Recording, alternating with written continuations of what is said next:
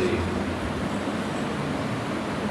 آج کی یہ سالانہ عظیم الشان محفل میلاد مصطفیٰ صلی اللہ علیہ وآلہ وسلم منعقد ہوئی۔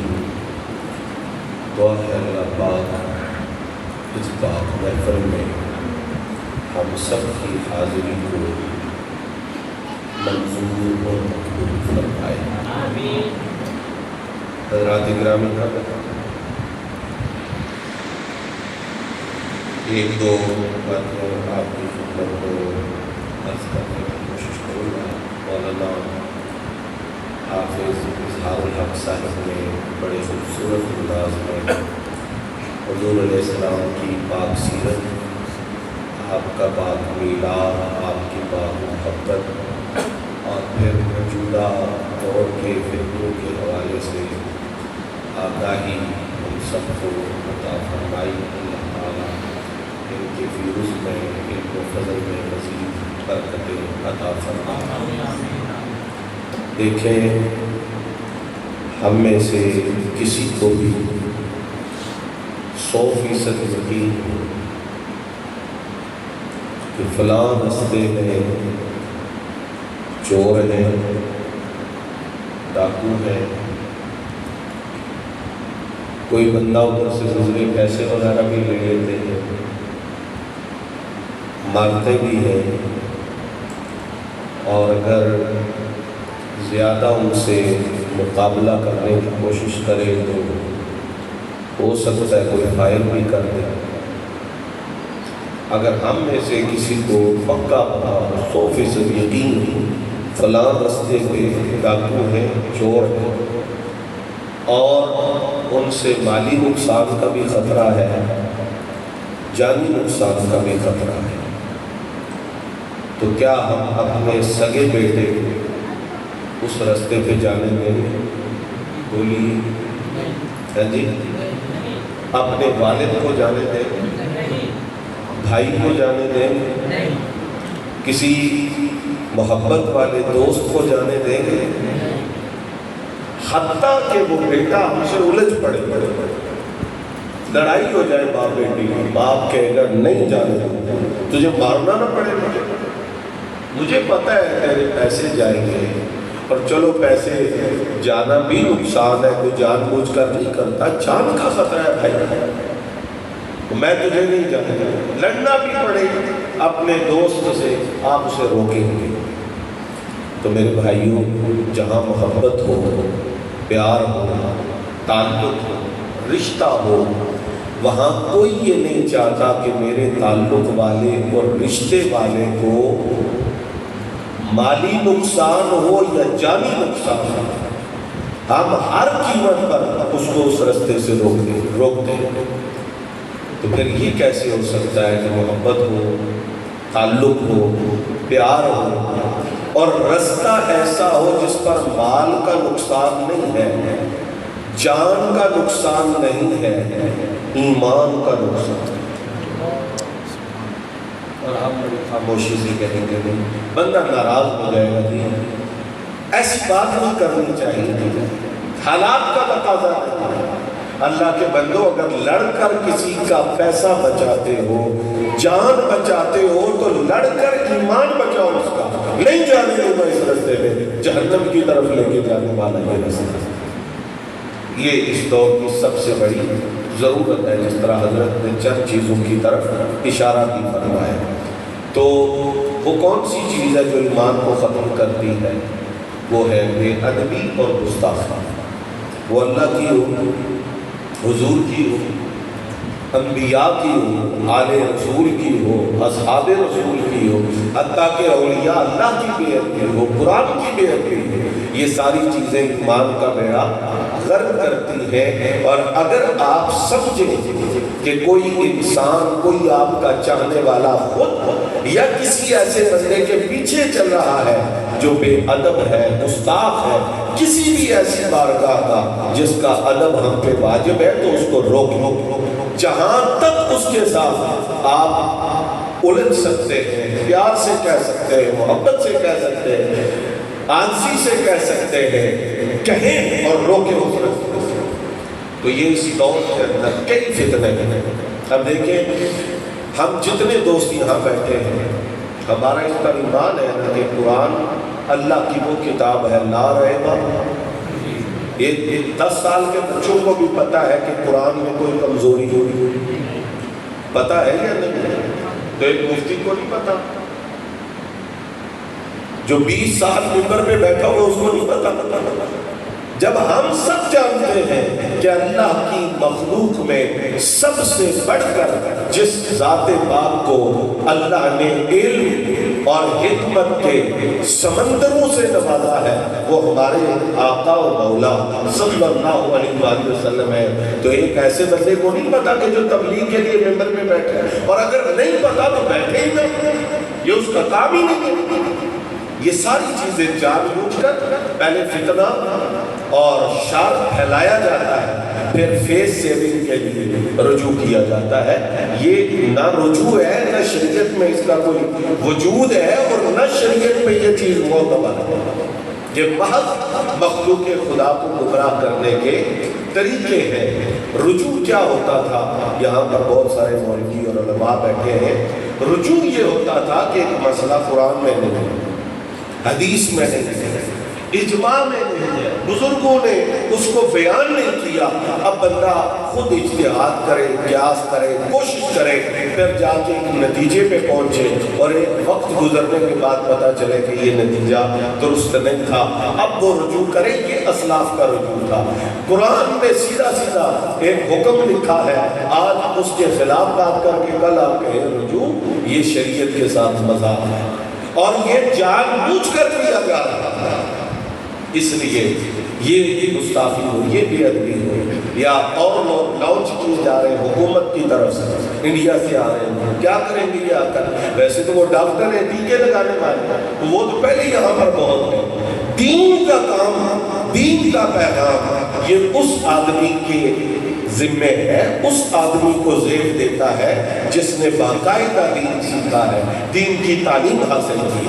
میں کہتا ہوں میرے والد صاحب فوت ہو گئے، ٹھیک ہے، آپ میں سے کئی ہوں گے جن کا کسی کا باپ فوت ہو گیا ہے، کسی کا دادا فوت ہو گیا ہے، پردادا فوت ہو گیا ہے، کسی کا بھائی چلا گیا ہے۔ اب اگر میرے بھائی کے متعلق، میرے باپ کے متعلق، میرے دادے کے متعلق کوئی بندہ کہے کہ یار تمہارا باپ تو مر چکا، بات ٹھیک ہے، فوت ہو گیا، یہ کوئی گستاخی بھی نہیں ہے کہ ایمان سے بندہ نکل جائے، مجھے اچھا لگے گا، آپ کو اچھا لگے گا؟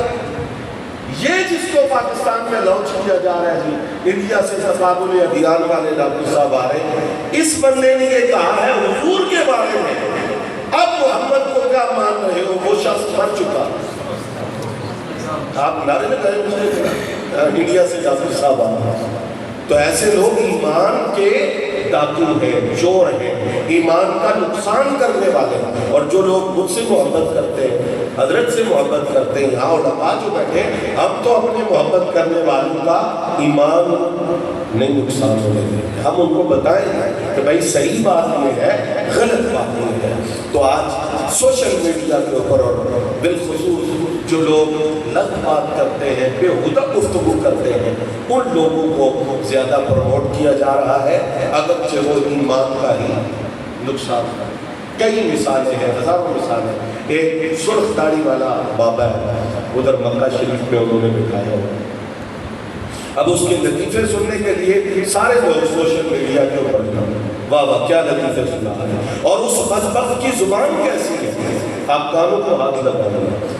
اس بدبخت نے سیدہ کائنات، مخدومہ کائنات، سیدہ طیبہ طاہرہ، سیدہ زہرا سلام اللہ علیہا کے بارے میں یہ لفظ کہتے ہیں، نعوذ باللہ۔ صرف آپ کو بتا رہا ہوں کہ ایسے لوگوں سے ایمان بچائے، میرا کوئی نقصان نہیں ہے، دوسرے کا کوئی نقصان نہیں ہے، جو ان کے پیچھے چلے گا اس کا نقصان ہے۔ تو پتہ ہے اس بدبخت نے سیدہ پاک کے بارے میں کیا کہا؟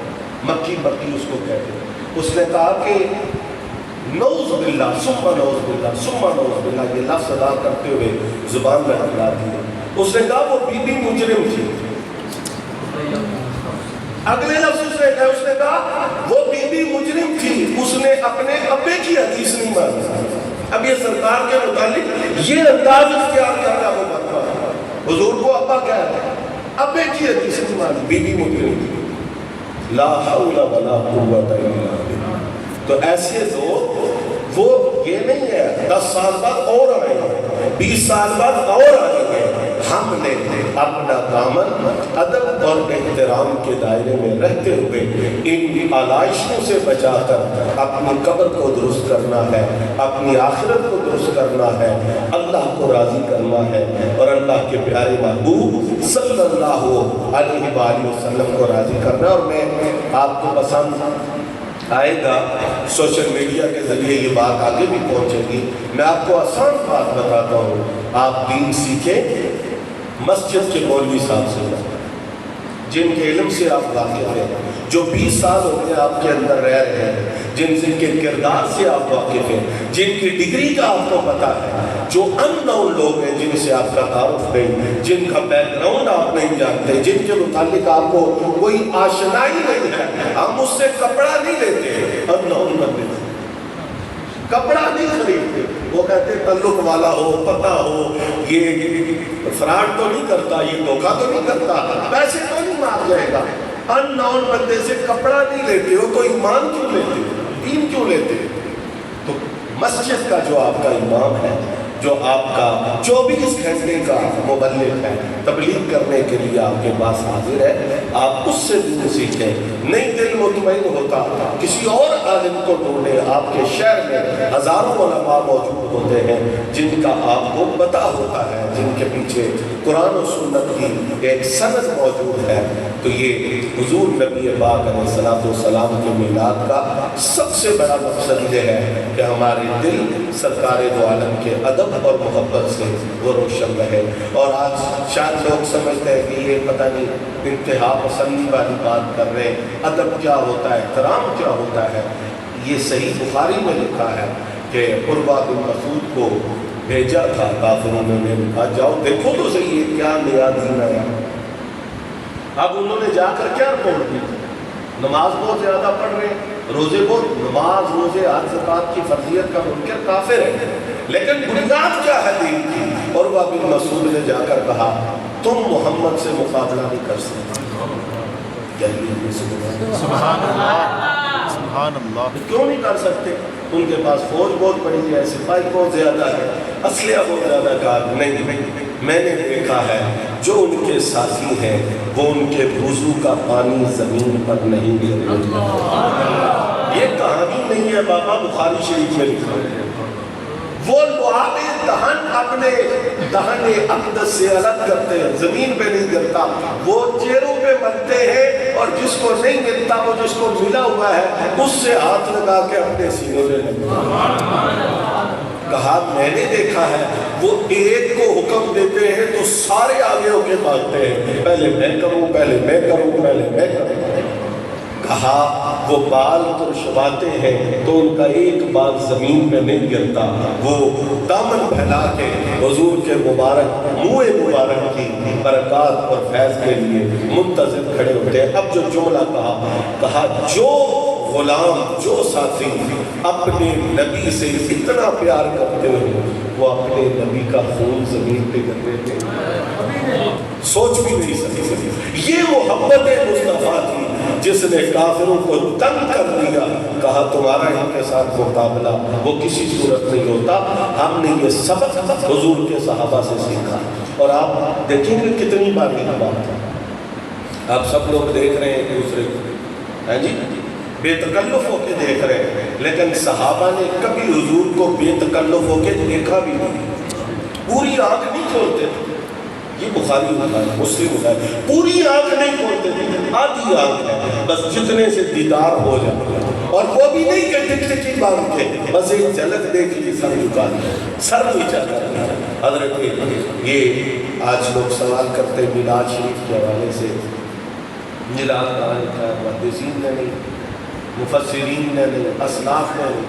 तिरमिज़ी शरीफ हदीस की किताब सियासता में दाखिल है, उसमें एक चैप्टर है हुजूर के मीलाद का, उसका उन्वान ही है सरकार का मीलाद। और उसमें उन्होंने हदीस क्या लिखी है? हदीस ये लिखी है कि सरकार ने अपने चचा हज़रत अब्बास से पूछा रज़ी अल्लाह ताला अन्हु, चचा जी आप बड़े हैं या मैं बड़े? آج کل ایک طبقہ ہے وہ کہتا ہے کہ جناب قرآن میں لکھا ہے میت کو آپ سیدھا مردہ کہیں، قرآن میں لکھا ہے مر گیا تو آپ مر گیا کہیں، یہ فساد فرمایا، انتقال فرمایا، اس کی کیا ضرورت ہے؟ یہ صحابہ نے بتایا۔ اب اس کا جواب کیا بتایا؟ کہتے ہیں بعض کہتے ہیں سرکار آپ بڑے ہیں، یا کہتے ہیں کہ میں بڑا ہوں، دو ہی باتیں، دوسری کوئی بات نہیں۔ لیکن صحابی نے فرمایا حضور کی بارگاہ میں اور ہمیں عقیدہ بتایا، کہنے لگے حضور بڑے تو آپ ہیں، بڑے بڑے پیدا پہلے میں ہوا۔ اب یہ لفظوں کا چناؤ ہم نے اپنی طرف سے تو نہیں منتخب کیا، صحابہ کرام نے بتایا، کہا حضور بڑے آپ ہیں لیکن پہلے پیدا، اور یہ انہوں نے نعوذ باللہ خلاف واقع بات نہیں کی، اس لیے کہ حضرت عباس جانتے تھے کائنات میں کچھ بھی نہیں بنا تھا جب اللہ نے اپنے محبوب کا نور پاک پیدا فرمایا۔ اسی طرح ایک بات کرتے ہیں کہ جناب آپ اچھے پیار کرتے ہیں سرکار سے، حضور کا تو وصال ہوا ربیع الاول شریف میں اور آپ خوشیاں منا رہے ہیں، تو نسائی شریف کے اندر یہ حدیث موجود ہے، چیپٹر کا نمبر ہے 209، جمعہ کے مسائل اور احکام اس میں لکھے ہیں۔